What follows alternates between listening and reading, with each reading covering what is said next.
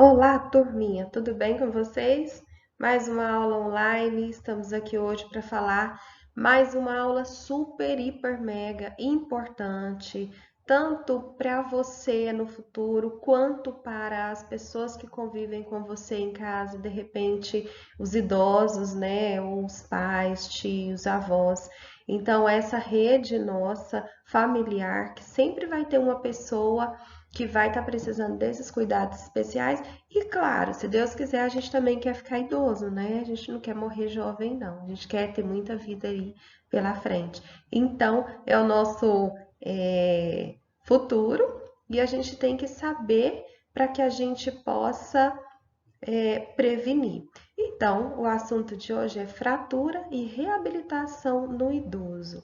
Como eu sempre digo, educação física, todos os conteúdos, é claro, não menosprezando das outras disciplinas, mas educação física são conteúdos aplicáveis, são conteúdos que a gente precisa estudar com bastante dedicação, porque a aplicabilidade dele é para já na sua vida, não é? Então, assim, tamanha é sua importância, eu peço que você se dedique ao máximo, estude, se precisar, consulte bibliografia extra, vá aí para a internet, aprofunde no tema, quem sabe dessa aula vai nascer fisioterapeutas, né, educadores físicos ou geriatras, né? Então, fica aí a dica para você. Na aula de hoje, nós vamos estar falando sobre a prevenção de fraturas em idosos, as dicas de prevenção, os fatores agravantes para essas quedas e complicações. Vamos ver quais são os sintomas em caso de queda doméstica, como é feito o diagnóstico de doenças e fraturas ósseas? Pode parecer bem óbvio, mas não, porque nós precisamos entender que existem idosos, existem casos e casos, né? Então, cada um tem a sua particularidade, então não é tão óbvio assim. E no final, nós vamos ver, em caso de cirurgia, como será o pós-operatório, ok? Então, vamos lá para os nossos próximos slides.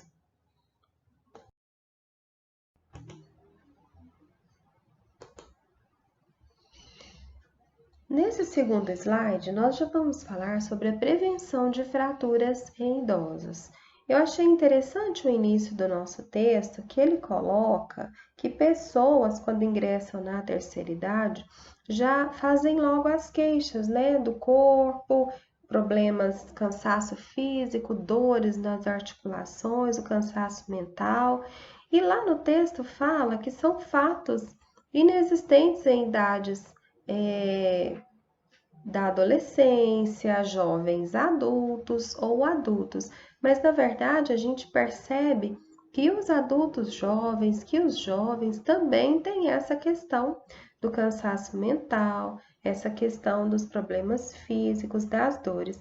Por isso que eu acho muito interessante também a gente estar prestando atenção nisso, né? E minimizando, procurando minimizar essas dores ou os motivos que levem a essas dores, a de repente a esse desgaste ósseo, para que quando a gente chegue na velhice não seja tão grave essa questão. Então, olhar como é que está a vitamina D, olhar como é que está o cálcio, é muito interessante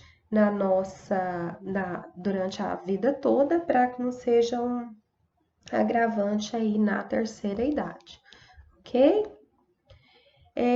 Lá no texto faz referência aos ossos que ficam mais frágeis, às articulações que não são tão elásticas e eficientes, né, na terceira idade, como eram na juventude. Então, qualquer batida já pode deixar a pele ferida, a pele manchada. Enfim, o corpo vai criando algumas deficiências e é natural, mas muda de pessoa para pessoa. Então tem que ter muito cuidado. Se você tem um idoso em casa, é muito interessante estar observando, né? Porque às vezes até você evita de problemas maiores. Muitos idosos, por não ter a visão tão boa, às vezes o óculos não está correspondendo a melhorar essa visão. Então, pode bater nos móveis, pode trazer essa vermelhidão, esses hematomas aí no corpo. Então, lá mais à frente, nessa aula ainda, tem um slide que vai orientar como que deve ser a casa desse idoso. Então, esses sinais, eles podem trazer para a gente esses cuidados a serem tomados. De acordo com especialistas, 30%, olha só, gente, é um dado importante, de todos os idosos vão cair ao menos uma vez por ano. E 5% deles sofrerão fraturas. Isso é muito grave, gente. Sendo as mais comuns as fraturas de quadril, fêmur, a mais grave e que leva mais a óbito em idades superiores a 80 anos. A fratura de joelho, de punho, ao apoiar, né, as mãos ali no impulso da queda, cotovelo ou tornozelo. Então, são os locais mais propensos a ter fraturas no caso de queda do idoso. E para prevenir acidentes do tipo, bastam alguns cuidados e mudanças no dia a dia do idoso, que podem ser feitos de forma ainda mais fácil com a ajuda da família, né? E, se possível, de amigos. Lembrando também que tem idosos mais sozinhos. Então, se você é um vizinho, um amigo, tá aí para trazer esse alerta para esse idoso, evitando esse prejuízo na sua vida.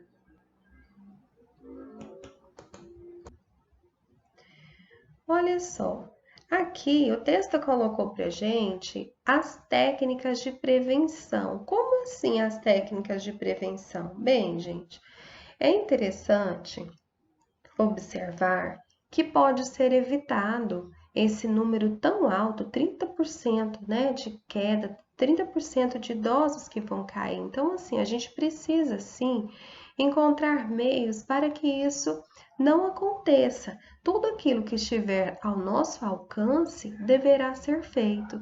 Uma das dicas que o texto traz para nós é evitar fazer o idoso subir ou descer escadas, né? Então, o que a gente pode fazer? De repente, fazer aí uma rampa de alvenaria, que seja seguro, que tenha corrimão para esse idoso, para ele evitar de ficar subindo, descendo em escadas, pode tropeçar, pode ter um desgaste maior também no joelho, né? Então, isso deve ser evitado. Trocar móveis e utensílios domésticos. Gente, para que possa trazer segurança. Às vezes, móveis que têm uma quina muito protuberante, no caso do idoso, pode provocar um corte nele ao passar perto. Então, isso tem que ser olhado com cuidado, respeitando essa fase de vida que o idoso já tem a mobilidade diminuída, as vistas já não têm a mesma capacidade que quando jovem, então tem que estar observando tudo isso. Tirar tapetes e pano do chão. O idoso pode escorregar, né? Dependendo do tipo do piso, dependendo do tipo do tapete, ou ele pode embaraçar o pé e esse tapete ou esse pano de chão servir aí como uma armadilha, né, para esse idoso. Animais de estimação. Gente, claro que o idoso tem que ter um animal de estimação, mas é importante que esse animal seja adestrado, seja realmente educado para conviver com o idoso, por duas questões. Primeiro, porque se for um bichinho que brinca muito, pode embaraçar na perna desse idoso, né? Tantos gatos, cachorros que às vezes saem correndo ali no seu dono para pedir comida ou realmente para brincar e acaba atrapalhando o caminhar desse idoso. A outra questão também é que esse animal de estimação pode ser treinado para estar levando sinais para as outras pessoas, caso esse idoso caia, caso esse idoso tenha alguma dificuldade, esse animal de estimação possa estar ajudando a dar sinal nesse sentido. Sofás e cadeiras. O ideal é que os sofás, as cadeiras não sejam muito baixos, para dificultar esse idoso quando ele vai sentar e quando ele for levantar. Não tenha tanta dificuldade. Se esse sofá, essa cadeira for muito baixa, vai trazer grande dificuldade para ele na hora de sentar e de levantar. Então, a altura ideal para não ter esse incômodo, né? Mesma coisa vai acontecer com camas, colchões e travesseiros. A cama não deve ser muito baixa e é lógico, nem muito alta para trazer segurança para esse idoso quando ele for sentar, deitar na cama e quando ele for se levantar. E ressalta também que em alguns casos é interessante a instalação de grades de proteção nessa cama para evitar quedas, né? Então isso é muito interessante. Travesseiros também que sejam confortáveis, que sejam bem cômodos, para não deixar a cervical do idoso desalinhada com a coluna. Ok? Então, observar esses cuidados para trazer esse maior conforto, essa maior segurança para o idoso.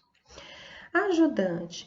O ideal é que o idoso tenha um ajudante.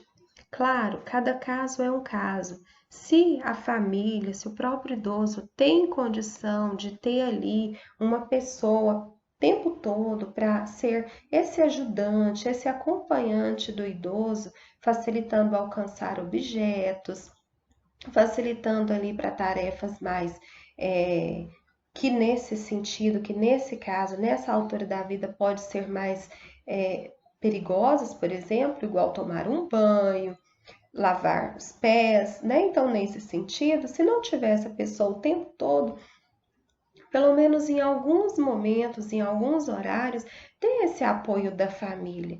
Isso é de extrema importância para a saúde do idoso, não é? E isso tudo aqui, gente, faz parte sim da prevenção de quedas na terceira idade e do cuidado que nós temos que ter com os idosos.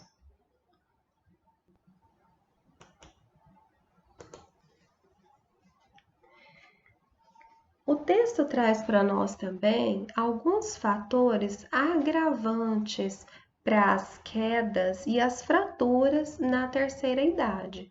Vamos lá. O sedentarismo. Então, gente, é muito interessante a gente estar abordando esse tema que acontece lá na terceira idade com maior incidência, né, maior gravidade também, mas que é algo que pode ser construído durante a vida toda para que ao chegar na terceira idade, o prejuízo não seja tão grande. Então, o sedentarismo, o sobrepeso ou a obesidade. Imagina um idoso que tem dificuldade já com a mobilidade pela própria idade, que já tem esse desgaste das articulações, se tiver aí enfrentando esse sobrepeso ou a obesidade, imagina o tanto que vai ser mais difícil. O consumo de álcool ou tabagismo, isso também deve ser evitado, correto? Pessoas que sofreram lesões ou passaram por cirurgias, mesmo em idades mais jovens, né? Mas isso tudo pode trazer sequelas, comprometer mais ainda na terceira idade. Ter sido diagnosticado com certas doenças que de repente vão comprometer aí a marcha e o equilíbrio.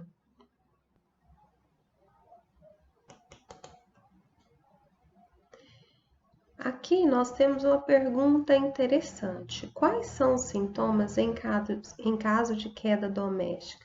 aqui você pode pensar, nossa, que pergunta tão óbvia, não precisava os sintomas, mas existem casos e casos. Tem idoso que não consegue falar por si.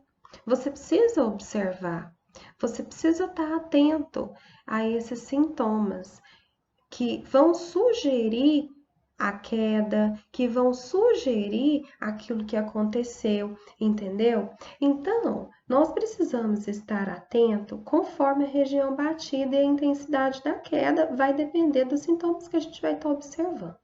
Durante o banho, por exemplo, onde tem mais chance, né, de um idoso cair, o que se nota é além da dor no quadril, joelho, tornozelo ou punho, o inchaço, né, que é o edema, ou no local o hematoma, uma sensibilidade ou uma vermelhidão.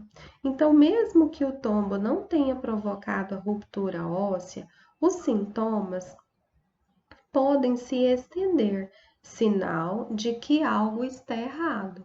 Então, é interessante conversar com esse idoso, ver o que aconteceu, verificar as condições do local onde teve esse evento, né, para evitar posteriores quedas e mais drásticas, né, mais graves.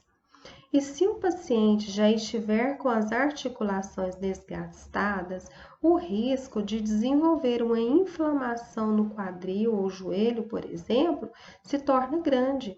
Nessas situações, os sintomas mais comuns vão ser a dificuldade em andar normalmente, por conta da dor, né, que ele vai sentir, pontadas ou estalidos nas articulações durante atividades físicas. Lembrando que essas atividades físicas também é o simples fato de andar, exercitar, movimentar para cumprir suas atividades de vida diária. E também ele vai demonstrar dores articulares durante mudanças climáticas ou no início da noite, que às vezes a temperatura tende a cair um pouco também, ele vai ter uma sensibilidade nessas regiões.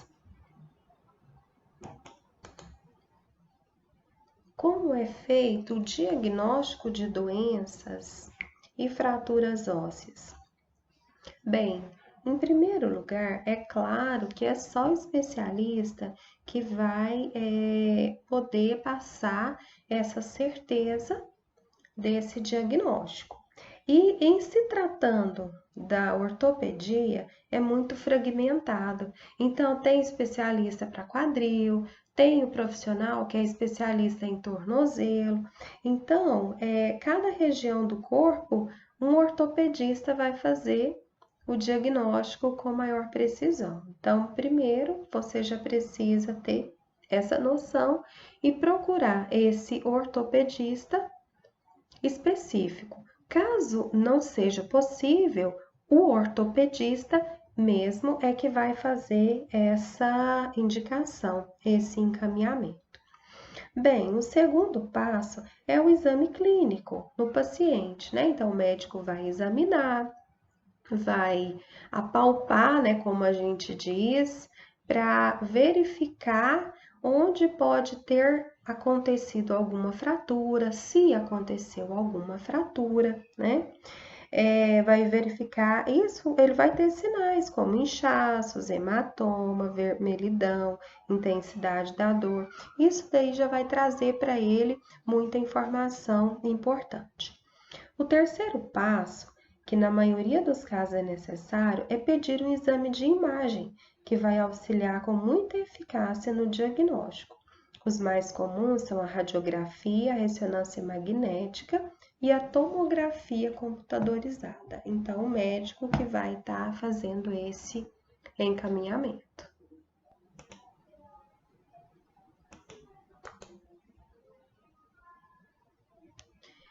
Em caso de cirurgia, como é o pós-operatório? Gente, eu achei muito interessante a observação aqui para esse slide, porque é onde a gente tem realmente a noção da gravidade da queda no idoso. E por isso que a gente tem que seguir sim aqueles conselhos lá para prevenir essas quedas, porque no caso de cirurgia é um pós-operatório bem complicado, bem mais extenso, né? Então, o pós-operatório de um idoso é mais complexo que em um jovem ou um adulto, mesmo esse sendo sedentário, né? O jovem ou o adulto sendo sedentário. Se a recuperação de uma cirurgia de quadril, por exemplo, seria rápida em um jovem, girando em torno de 4 a 5 meses, em uma pessoa com mais de 65 anos, esse prazo tende a ficar entre 6 e 8. Já em idosos, olha só, gente, já em idosos com mais de 80 anos, esse prazo é bem maior. Então, vai levar aí um ano para o idoso estar reabilitado completamente. Por isso, é muito importante prevenir para não chegar a esse ponto. E acabou! Espero que vocês tenham gostado da aula, aproveitado bem o conteúdo e agora podem aplicar. Fiquem com Deus, tchau e beijos!